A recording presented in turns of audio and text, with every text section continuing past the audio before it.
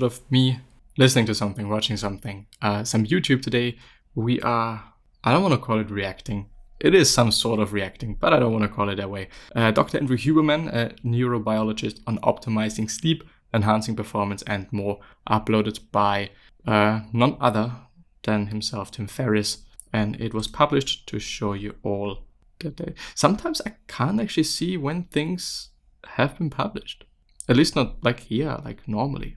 Which is strange, really strange. I don't know why this is the case, but it is what it is.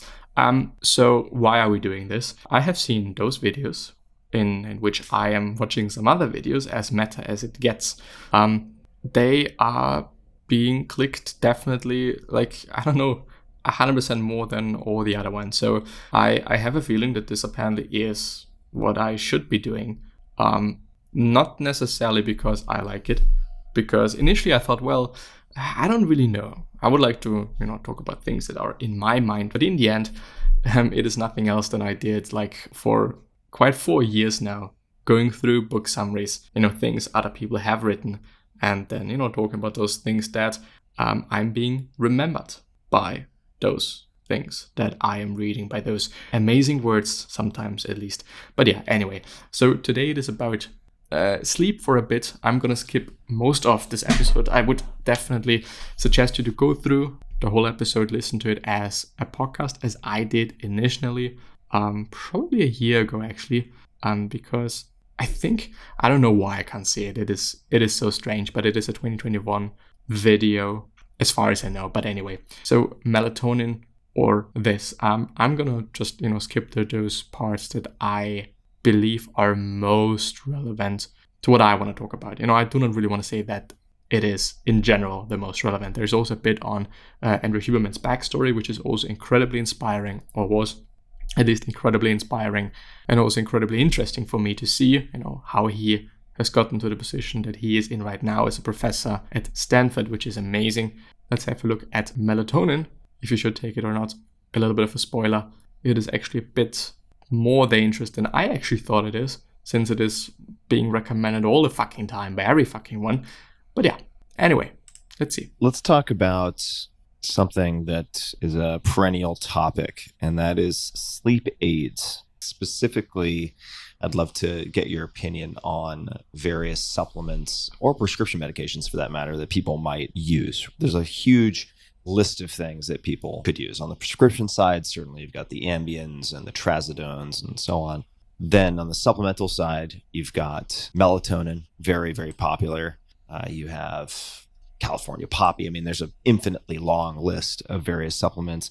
I would love to hear your thoughts on at least two of these. One is melatonin, because of its popularity. And then the second is actually phosphatidylserine, so PS for short, and using it to blunt cortisol release after going to bed. And I would just be curious to know if you have any opinions on those or any others that you would advise against or advocate for or use personally. Sure. So I'll say why I'm not a fan of melatonin. When I was a graduate student, I worked on the melatonin system and the circadian system. And one of the most powerful effects of melatonin is to suppress puberty. The melatonin system is closely linked up with GABA inhibitory neurons in the hypothalamus. It effectively keeps puberty from happening. So the melatonin rhythms of young children, prepubertal children, are not as phasic, right? They're pretty constant. And that's one of the reasons they don't go into puberty. There are many other reasons they don't go into puberty until certain triggers are set. Melatonin has strong effects on the sex steroid hormones, the pathways related to estrogen and testosterone. And I think it was the one experiment that I did where we were working on these little, they're called Siberian hamsters, these little hamsters who in long days, because they are seasonally breeding animals, in long days, these Siberian hamsters have testicles, well, that at least for Siberian hamsters are of pretty impressive size.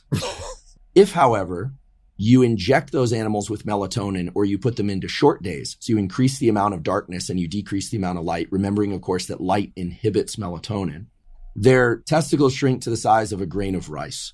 So I don't know if this was my male ego or something, but I saw that experiment and I thought, wow, this is powerful stuff, this melatonin stuff. And it turns out in females, of the same species, they leave estrus, they stop cycling. They don't have menstrual cycles, they have estrus cycles.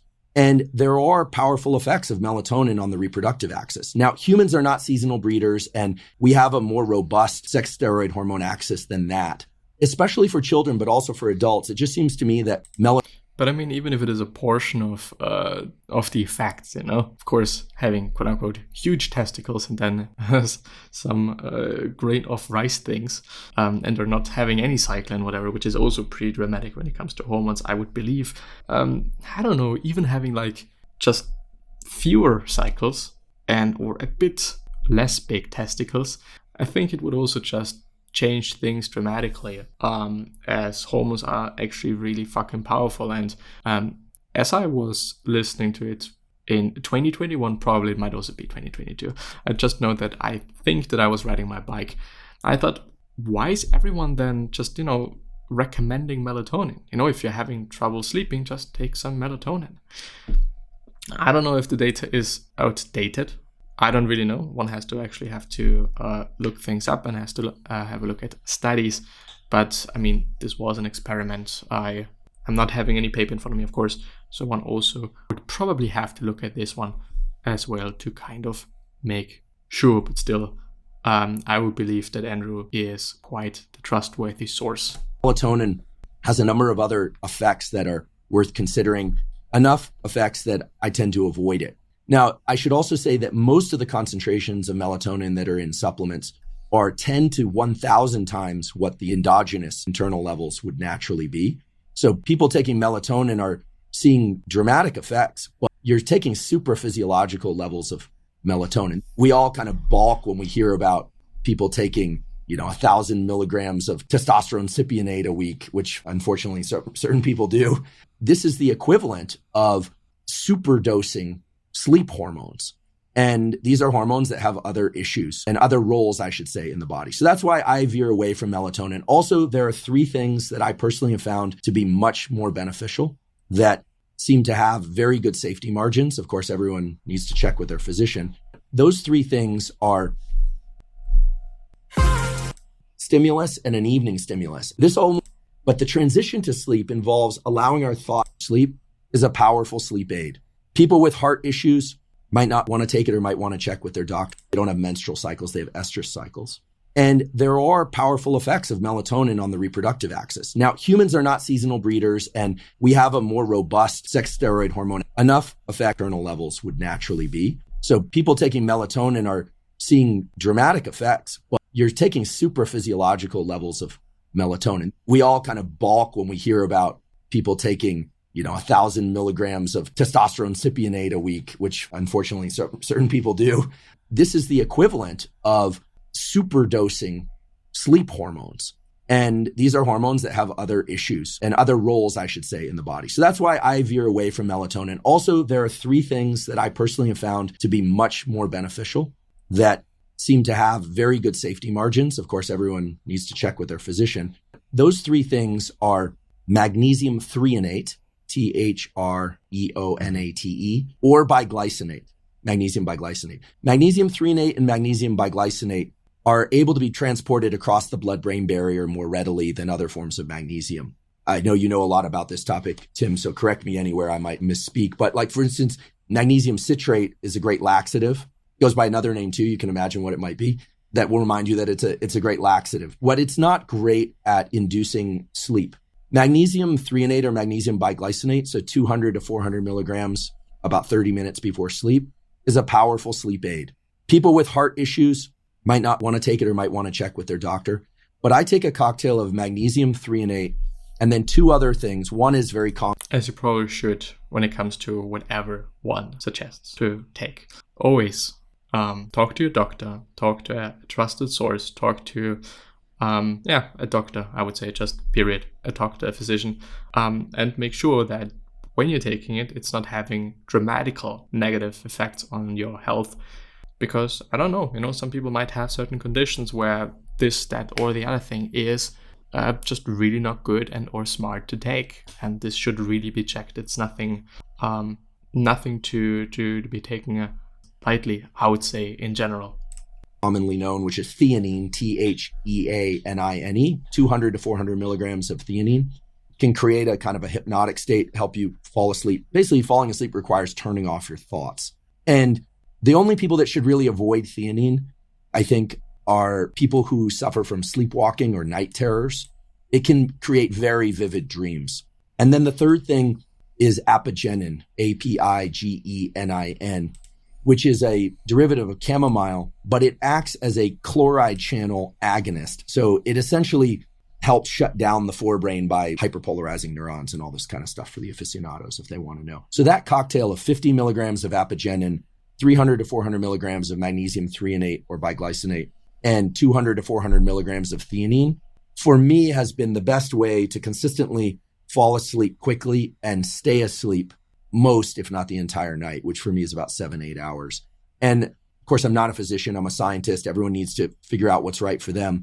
Many, many people who I've recommended this to have told me that in combination with the morning light viewing, that their sleep has been completely transformed. They thought they were so-called insomniacs, but they actually were just having a hard time turning off their thoughts, and probably their cortisol was drifting too late in the day.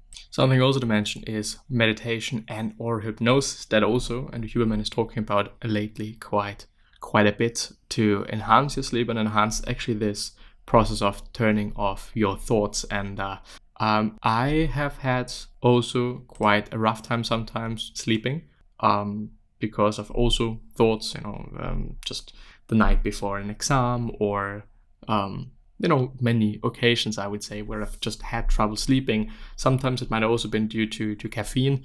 In those periods of time where I did not drink quite any caffeine, I've seen definitely a bettering in me being able to sleep. But I do just want to point out hypnosis, so self-hypnosis, there are some scripts by Michael Seeley, Sealey, that Andrew Huberman also quite recently, I would say, not quite recently, but also suggested. I did one of those and I thought and found them pretty helpful and also pretty great.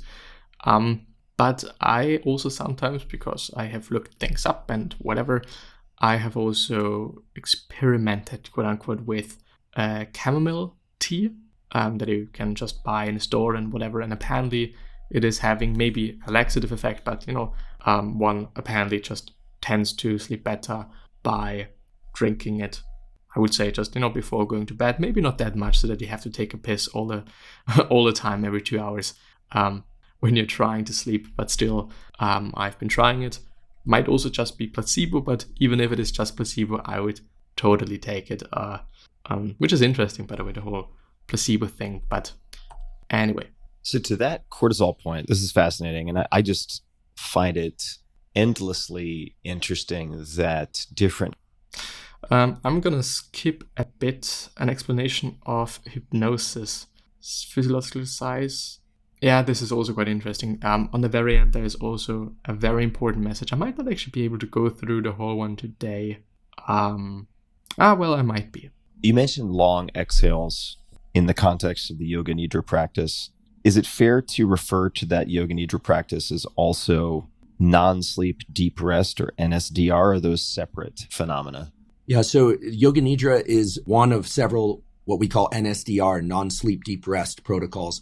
Admittedly, I coined the term NSDR because scientists like acronyms almost as much as the military likes acronyms.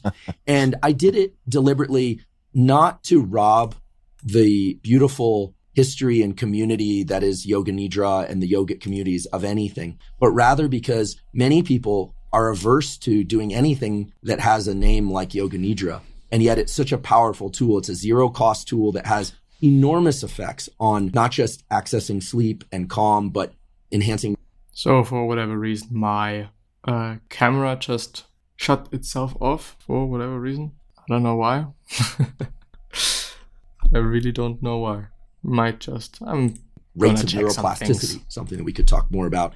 Also, David Spiegel, again, our associate chair of psychiatry at Stanford and a close collaborator and friend of mine, is a world expert in clinical hypnosis. We are part of just in full disclosure, we both sit on the advisory board of a company called Reverie, REVERI.com. Reverie is a zero-cost app on Android and Apple that has short hypnosis protocols, anywhere from 10 minutes to 15 minutes. Hypnosis and yoga nidra both fall under the umbrella of NSDR, non-sleep deep rest. And these are protocols that people can use to deliberately access states of deep rest for sake of, again, falling asleep more easily, reducing stress, but also for enhancing rates of learning, of neuroplasticity. And because these are zero-cost tools, and because they're grounded in excellent peer-reviewed research, I feel comfortable mentioning them. And what you find is that if people who are not familiar with meditation or mindfulness, or maybe they're not from West LA or the Bay Area, if they hear yoga nidra, they think magic carpets, and they hear hypnosis, and they think that somebody's going to control their brain. NSDR is my attempt to create a more friendly language, which is because all of these things are really just the same thing. They really involve two things. One, self-directing a state of calm. That's something that we never learn how to do unless we have a need to do it. We suffer some trauma, we have chronic stress, we start taking a mindfulness class. Self-inducing a state of calm through respiration and vision is the hallmark of yoga nidra and hypnosis, and frankly, of all meditative practices. Our thoughts follow our vision and breathing, and I can explain why that is in a moment. In addition, these NSDR type practices involve not just self-directing calm, but they also involve directing our focus to something. We generally have a hard time falling asleep because we think we have to turn off our thoughts completely like a switch. But the transition to sleep involves allowing our thoughts to become fragmented. And then we become relaxed. And then the brain enters this state where space and time are very fluid and not under our conscious control. And those are things that we can teach ourselves. So yoga nidra scripts are found all over YouTube. There's some great apps out there. The zero cost ones that I use are any of the stuff by Kamini, Kamini Desai, Desai. I like her voice very much. Some people, like my sister, loves Liam Gillen's voice, another zero cost yoga nidra tool. Liam Gillen, Lgillen. You have to find a voice that you like. The Reverie app is David's voice. He has a very hypnotic voice. And there are scripts in there for smoking cessation, stress and anxiety, sleep, etc. These, I really want to emphasize, in addition to being zero cost, are very powerful tools if done regularly. There are 2 papers that were published in the last 2 years from Cell Reports and Cell Press Journal, excellent journal, showing that a 20-minute non-sleep deep rest protocol after a bout of intense focus or intense attempt to learn anything, skill learning or cognitive learning, accelerates plasticity by about 50%. So you are learning faster, much faster, and retention of that information lasts much longer. And that's because these are sleep-like states. And we know that neuroplasticity, the brain's ability to change in response to experience, is triggered by high focus, by deliberate periods of very high focus. And it is also to be mentioned that, sleep also in this context has a very important role, but in general, sleep has a very important role, period. Whatever it comes to your mind, your body, whatever, sleep is incredibly important. So also figuring out how to sleep the best, having the best quality of sleep. I think, as far as I do remember, of course, Andrew Huberman, as quite a specialist in sleep and vision and many more things, I would say, he has a lot of resources when it comes to sleep, and it is definitely worth checking out to see what he's talking about there. But still, I would say that one would think about the relationship between quality of sleep and also quantity of sleep.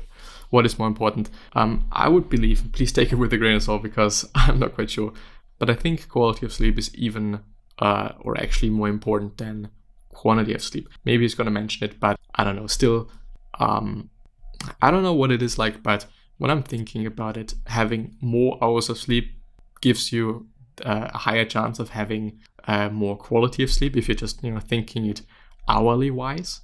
If this would actually make any sense, by counting in the cycles that you're going through, like, okay, I'm having my REM sleep phases and the other sleep phases and whatever might be the case. I don't really know, but just a few spotlights. The actual rewiring of neurons, the formation of new synapses and the reordering of the circuitry that leads to that skill or that cognitive ability becoming reflexive, that happens in states of deep rest. And non-sleep deep rest, NSDR, whether it's hypnosis or yoga nidra or a shallow nap of about 20, 30 minutes, those things will all accelerate learning. Let's hop around just a little bit. Yoga Nidra, first on the NSDR study that you mentioned and the increase in plasticity, which I'm assuming was measured by retention, recall, etc., but perhaps it wasn't. If you could send afterwards a link to that study, I'll put it in the show notes for listeners who might be interested. We've touched on breathing in a few different capacities. I have a term in front of me that seems kind of self-explanatory, but I don't know what form it takes. Physiological size contrasted with other breathing methods for stress reduction. Could you define what that is? Yeah. A few years ago, when my laboratory got interested in studying stress in humans, we asked ourselves, what are the patterns of breathing that allow for the most rapid reduction in stress levels? And more importantly, what are the patterns of breathing that can be done in real time so that people can adjust their stress while they're still engaging in life, right? Which is kind of a problem apparently with the vagus nerve, as also Andrew Huberman pointed out in, I think it was the Ritual podcast.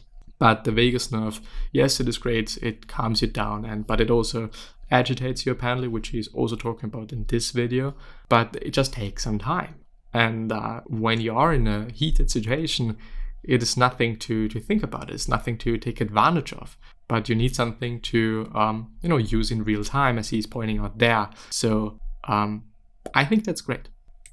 Breathwork classes, running off to Esalen for a weekend is a magical experience, but life demands pressing on you. That's typically when you feel stressed. So it is still true that vacation, long meditation retreats, and massages or a nice drink, if you're of drinking age, still work, but they're slow and they take you offline.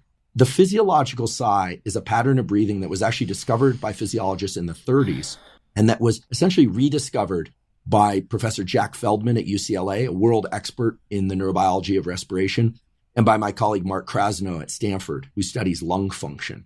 The physiological sigh is a pattern of breathing that we all engage in deep sleep when levels of carbon dioxide in our bloodstream get too high. We, or our dogs, you can see your dog do this, will do a double inhale followed by an extended exhale. Children or adults, for that matter, that are sobbing and lose their breath, so to speak, will also do a double inhale, exhale. That's the spontaneous execution of what we call the physiological sigh. The reason it works so well to relax us is because it offloads a lot of carbon dioxide all at once. And the way it works is the following. Our lungs are not just two big bags of air. We have all these little millions of sacs of air that if we were to lay them out flat, they would be as big as about a tennis court or so. The volume of air, therefore, and the volume of carbon dioxide that we can offload is tremendously high, except that we get stressed as carbon dioxide builds up on our bloodstream, and as kind of a double whammy, these little sacs deflate. Now, when we do a double inhale, so I'll do this now twice through my nose, or you could do this, or you could do it through your mouth, but it works best through the nose. It's inhale, and then you sneak a little bit more air in at the very end. When you do that, you reinflate those little sacs. And when you exhale, then you discard all the carbon dioxide at once. So the simple way to describe this protocol is that unless you are underwater, you do a double inhale followed by an extended exhale, and you offload the maximum amount of carbon dioxide. And we found in our laboratory, and other laboratories have found, that just 1, 2, or 3 of those physiological sighs brings your level of stress down very, very fast. And it's a tool that, you can use anytime. I do hope that people will kind of watch other people or dogs as they start. Since we're already quite advanced in time, something that I just found very incredible, not only did he, in the section favorite books, he recommended poetry by White was the last name. I do not remember the first name, but The Billboard. The Billboard was very interesting, the first one from The Billboard, and it is a question, if you had a billboard and you can write on it whatever you want, what would you write on it? And I think it is a very good question. I also believe, as Tim notices and mentions, might be quite difficult, and it might be not good for the start of a conversation, I'd say. But probably this is the reason why he's having it at the very end of it. But still, I thought it is an incredible answer and also very useful answer, and this is why I want to share it with you.